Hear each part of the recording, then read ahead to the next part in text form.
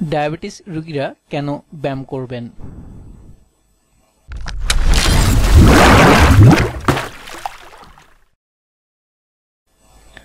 আমাদের শরীরে প্যানক্রিয়াস বা অগ্ন্যাশয় নামে একটি অঙ্গ আছে, যা থেকে তৈরি হয় ইনসুলিন নামের এক ধরনের হরমোন।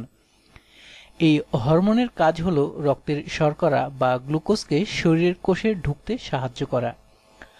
আমাদের খাবার হজমের পর বেশিরভাগ শর্করা হিসাবে রক্তের মধ্যে পৌঁছে যায় ইনসুলিনের উপস্থিতিতে শরীরের বিভিন্ন কোষে কোষে যায়। এটি আমাদের কাজ করার শক্তি যোগায়। ইনসুলিন হরমোন যদি যথেষ্ট পরিমাণে তৈরি না হয় বা সঠিকভাবে কাজ না করতে পারে, তাহলে রক্তের শর্করা কোষে ঢুকতে পারে না। ফলে রক্তে শর্করার মাত্রা বেড়ে যায়। এর ফলে একদিকে কোষগুলো শর্করার অভাবে কাজ করার শক্তি হারায়, আর অন্যদিকে রক্তের অতিরিক্ত শর্করা প্রস্রাবের সাথে বেরিয়ে যেতে থাকে। এই কারণে ঘন ঘন প্রস্রাব হয় ও শরীর শক্তি হ্রাস পায়। এই অবস্থাকে ডায়াবেটিস বা বহুমূত্র রোগ বলা হয়। ডায়াবেটিস দুই প্রকারের হয়। Type 1 diabetes. অল্প বয়সে হয় এ ধরনের ডায়াবেটিস। এখানে একদমই ইনসুলিন তৈরি হয় না প্যানক্রিয়াসে। ফলে এই রোগীকে ইনসুলিনের ইনজেকশন নিতে হয়। তাই এদের ইনসুলিনের উপর নির্ভরশীল ডায়াবেটিস মেলাইটাসও বলা হয়। এ ধরনের ডায়াবেটিস 5% মতো। Type 2 diabetes. এখানে অগ্ন্যাশয় ইনসুলিন হরমোন তৈরি করলেও তা যথেষ্ট নয় বা বিভিন্ন কারণে সঠিকভাবে কাজ করতে পারে না। এ ধরনের ডায়াবেটিস 95%। ডায়াবেটিসের চিকিৎসা। এ রোগে সাধারণত ব্যায়াম ও জীবনযাত্রার প্রণালীর পরিবর্তন, খাবারের অভ্যাস পরিবর্তন ও ওষুধের মাধ্যমে চিকিৎসা করা হয়। ব্যায়াম কেন প্রয়োজন? রোগীর মনে প্রশ্ন হতে পারে, রোজ জামা জুতো পরে ব্যায়াম করব, সময়ের অপচয় করব, তার চেয়ে একটা ট্যাবলেট গিলে ফেললেই বা একটা ইনজেকশন নিলেই তো হবে। বাস্তবতা হলো ব্যায়াম ওষুধের চেয়ে অনেক বেশি উপকারী। পরীক্ষায় দেখা গেছে ডায়াবেটিসের ফলপ্রদ ওষুধ মেটফরমিনের চেয়ে ব্যায়াম রক্তের গ্লুকোজের মাত্রা নিয়ন্ত্রণ করতে অনেক বেশি কার্যকর। ডায়াবেটিসে ব্যায়ামের যেসব উপকার হয়: ব্যায়ামে শক্তি খরচ হয়, ফলে শরীরের ওজন কম থাকে ও শরীরের চর্বি কমে। ব্যায়ামের মাধ্যমে প্যানক্রিয়াসের বেটা সেল থেকে ইনসুলিন তৈরি বৃদ্ধি পায়। ব্যায়াম ইনসুলিনের কর্মক্ষমতা বাড়ায়, ফলে শরীরে অল্প যা ইনসুলিন তৈরি হয় তাতেই রক্তের গ্লুকোজের মাত্রা নিয়ন্ত্রণে থাকে। এতে করে বাড়তি ওষুধের দরকার নাও পড়তে পারে। ব্যায়ামের ফলে শরীরে রক্ত সঞ্চালন বাড়ে। ডায়াবেটিসের জটিলতা কমানো সম্ভব হয়। ব্যায়াম রক্তের ভালো কোলেস্টেরল বা এইচডিএল বাড়ায় এবং খারাপ কোলেস্টেরল বা এলডিএল কমায়। ব্যায়াম উচ্চ রক্তচাপ কমায়। ব্যায়াম দুশ্চিন্তা দূর করে মনকে সতেজ ও প্রফুল্ল রাখে। ঘুম ভালো হয়। হাড় ও হৃৎপিণ্ডকে শক্তিশালী করে। হাড়ের জোড়াগুলো সচল রাখে। বৃদ্ধ বয়সে হাড় ভাঙার একটা প্রধান কারণ অস্টিওপোরোসিস বা হাড় ক্ষয়ে যাওয়া, বিশেষ করে নারীর হিপ ফ্র্যাকচারের ক্ষেত্রে। ব্যায়াম হাড় ক্ষয়ের পরিমাণ কমায়। ব্যায়াম রোগ প্রতিরোধ ক্ষমতা বাড়ায়।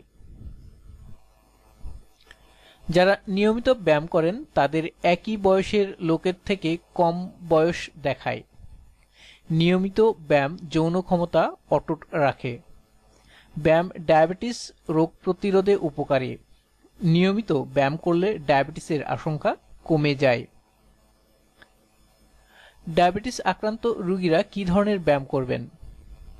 বিভিন্ন ধরনের ব্যায়াম রয়েছে যা ডায়াবেটিস রোগীরা করতে পারেন, যেমন অ্যারোবিক ব্যায়াম, স্ট্রেংথেনিং ব্যায়াম, স্ট্রেচিং ব্যায়াম, ব্যালেন্সিং ব্যায়াম। অ্যারোবিক ব্যায়াম। সাধারণভাবে ব্যায়াম করতে যা বোঝায় অ্যারোবিক ব্যায়াম, যেমন হাঁটা, দৌড়ানো, জগিং, বাইসাইকেল চালানো, সাঁতার কাটা ইত্যাদি। এই ব্যায়ামে শরীরের অনেকগুলো মাংসপেশি অনেকক্ষণ ধরে কাজ করে, ফলে শক্তি ক্ষয় হয়। এই ব্যায়ামে নাড়ির গতি, শ্বাস-প্রশ্বাস বাড়বে। স্ট্রেংথেনিং ব্যায়াম। স্ট্রেংথ মানে হলো শক্তি। পেশি শক্তি বাড়ানোর জন্য এই ধরনের ব্যায়াম। এই ব্যায়ামে কাজ করতে হয় বেশি, যেমন ওজন তোলা বা স্প্রিং টানা ইত্যাদি। স্ট্রেচিং ব্যায়াম। মাংসপেশি এবং হাড়ের জোড়ার জড়তা কাটিয়ে সচল করাই হলো এই ব্যায়ামের উদ্দেশ্য। অ্যারোবিক ব্যায়াম শুরু করার আগে স্ট্রেচিং করা উচিত। ব্যালেন্সিং ব্যায়াম। ভারসাম্য বজায় রাখার জন্য ব্যায়াম, যেমন এক পায়ের উপর দাঁড়ানো। এই ব্যায়াম চলাচল করতে সাহায্য করে এবং পড়ে গিয়ে আঘাত পাওয়া থেকে রক্ষা করে। সপ্তাহে কয়দিন ও কতক্ষণ ব্যায়াম করবেন? সপ্তাহের অধিকাংশ দিন, কমপক্ষে 5 দিন এবং দিনে 30 মিনিট অ্যারোবিক ব্যায়াম অধিকাংশ ক্ষেত্রে সুফল বয়ে আনে। একনাগাড়ে 30 মিনিট ব্যায়াম না করতে পারলে 10 মিনিট করে দিনে 3 বার ব্যায়াম করলেও হবে। প্রতিদিন 3 বার খাওয়ার আগে 10 মিনিট করে ব্যায়াম করা যেতে পারে। ব্যায়াম করার নিয়মাবলী। ব্যায়াম শুরু করতে কোনো সমস্যা নেই, তবে ডায়াবেটিস রোগীর ক্ষেত্রে বিশেষ করে কোনো জটিলতা আছে কিনা তার জন্য ডাক্তার দেখিয়ে নেওয়া ভালো। অল্প ব্যায়াম দিয়ে শুরু করবেন, ধীরে ধীরে বাড়াবেন। প্রতিদিন 5 মিনিট করে বাড়িয়ে সপ্তাহে 150 থেকে 200 মিনিট করে ব্যায়াম করা আনার আপনার লক্ষ্য থাকবে। ব্যায়ামের শুরুতে কিছুক্ষণ অল্প স্বল্প ব্যায়াম করে নেবেন, যেটা হলো ওয়ার্ম আপ, সাথে কিছু স্ট্রেচিং ব্যায়াম, এবং শেষ করার সময়ও হঠাৎ করে থেমে যাবেন না। শেষ 5 মিনিট আস্তে আস্তে কমিয়ে ব্যায়াম করা থামাবেন, যেটা হলো কুল ডাউন। যত বেশি ব্যায়াম করবেন তত বেশি শক্তি ক্ষয় হবে এবং গ্লুকোজকে নিয়ন্ত্রণে রাখা তত সহজ হবে। অ্যারোবিক ব্যায়ামের পাশাপাশি স্ট্রেংথেনিং ব্যায়াম করতে হবে সপ্তাহে 2-3 দিন। এটা হতে পারে ওজন উঠানামানো বা স্প্রিং টানা। ব্যায়াম শুরুর আগে কি কি বিষয় ঠিক করে নেওয়া উচিত? কি ব্যায়াম করবেন, কতক্ষণ করবেন, কতবার করবেন, কখন করবেন, কি ধরনের পোশাক জুতো পরবেন, অনিচ্ছাকৃত ব্যায়াম করতে না পারলে অন্য কি ব্যায়াম করতে পারবেন, কিভাবে ব্যায়াম বাড়াবেন, কত দূর যাবেন।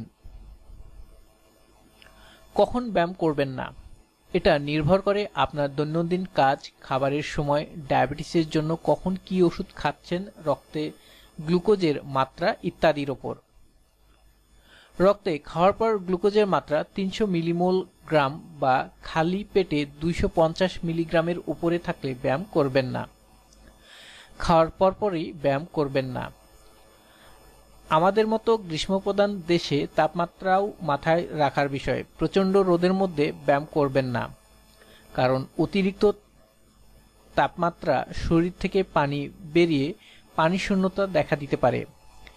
সেই হিসেবে ভোরে বা সন্ধ্যায় ব্যায়াম করাই উত্তম। ব্যায়াম করার সময় কিছু বিষয় লক্ষ্য করা উচিত। জোরে জোরে হাঁটা সবচেয়ে উৎকৃষ্ট ব্যায়াম, তবে পারিপার্শ্বিকতা মাথায় রাখা ভালো। যেমন হাঁটুতে যদি অস্টিও আর্থ্রাইটিস এই বয়সে সাধারণত থাকে বা নার্ভের ক্ষতির কারণে পায়ে অনুভূতি কম থাকে, তখন হাঁটলে হাঁটুর ব্যথা বাড়তে পারে বা পায়ে ফোস্কা পড়ে ঘা হতে পারে। হাঁটার সময় মাপসই আরামদায়ক জুতা বা সুতির মোজা ব্যবহার করবেন। হাঁটার পর সবসময় পা পরীক্ষা করে দেখবেন। যখনই পায়ে ফোস্কা, কাটা, ব্যথা বা পা লাল দেখবেন, ডাক্তারের পরামর্শ নেবেন। ব্যায়ামের কারণে কি ব্লাড সুগার কমে যেতে পারে? আপনি যদি ইনসুলিন নেন, সালফেনিউরিয়া বা মেগলিটানাইট ডায়াবেটিসের ওষুধ খান, তবে ব্যায়ামের ফলে রক্তে গ্লুকোজের মাত্রা বিপজ্জনক হারে কমে যেতে পারে। এটাকে বলা হয় হাইপোগ্লাইসেমিয়া।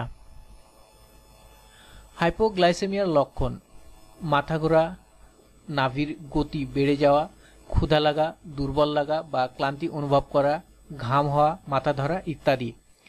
খুব বেশি কমে গেলে অজ্ঞান হয়ে ফিট হয়ে যেতে পারেন। যাদের একবার হাইপোগ্লাইসেমিয়া হয়ে যায়, তারা এর লক্ষণগুলো আরম্ভ হলেই বুঝতে পারেন। হাইপোগ্লাইসেমিয়া পরিহারের উপায়। ব্যায়াম শুরু করার আগে রক্তে গ্লুকোজের মাত্রা দেখে নেবেন। 100 মিলিগ্রামের নিচে হলে অল্প কিছু খেয়ে নেবেন। যদি ইনসুলিন নেন তবে ডাক্তারের পরামর্শ নেবেন। ব্যায়াম করার সময় পকেটে কিছু গ্লুকোজ, চিনি বা মিষ্টি ফলের রস রাখবেন। খারাপ লাগা শুরু হলেই খেয়ে নেবেন। যদি অনেকক্ষণ ব্যায়াম করতে হয় তবে ব্যায়াম শেষ করার আগেও কিছু খেয়ে নিতে পারেন। ব্যায়ামের শেষে আবার রক্তের গ্লুকোজ পরীক্ষা করুন। তা থেকে কি পরিমাণ ব্যায়াম কতটুকু গ্লুকোজ কমায় সে ব্যাপারে ধারণা পাবেন। একটু বেশি করে পানি খাবেন ব্যায়াম শুরুর আগে, ব্যায়াম শুরু করার সময় বা পরে। স্বল্প মূল্যে রক্তের গ্লুকোজ পরীক্ষার যন্ত্র কিনতে পারেন, যার মাধ্যমে প্রতিদিন রক্তের গ্লুকোজ পরীক্ষা করে নিতে পারবেন। ব্যায়ামের জন্য যা করতে পারেন। ব্যায়াম করার জন্য একজন বন্ধু খুঁজে নিন। একা একা ব্যায়ামে গাফিলতি হয়, তার সাথে কেউ থাকলে ব্যায়াম করতে ভালো লাগে, গাফিলতিও হয় না। কতটুকু ব্যায়াম করবেন বা কতটুকু এগোবেন তার রেকর্ড রাখুন। ব্যায়ামের লক্ষ্যে পৌঁছালে নিজের জন্য পুরস্কার ঠিক করে রাখুন, যেমন নির্দিষ্ট লক্ষ্যে পৌঁছলে বেরিয়ে এলেন বা নিজের জন্য কিছু একটা কিনলেন। সবচেয়ে গুরুত্বপূর্ণ কথা হলো ব্যায়াম চালিয়ে যান, কখনোই ছেড়ে দিবেন না। ব্যায়ামের সুফল পেতে হলে থামা চলবে না। অল্প কয়েকদিনে এর সুফল পাবেন না, সুতরাং ব্যায়ামে লেগে থাকাই হলো এর সুফল পাওয়ার শ্রেষ্ঠ উপায়। তাই নিয়মিত ব্যায়াম করে ডায়াবেটিস নিয়ন্ত্রণে রাখুন, তবে একজন প্রশিক্ষিত ফিটনেস ট্রেনারের পরামর্শ নিয়ে ব্যায়াম শুরু করা ভালো। আরও নতুন নতুন ভিডিও পেতে আমাদের সাথেই থাকুন। Please subscribe, like, share and comments hour video. ধন্যবাদ।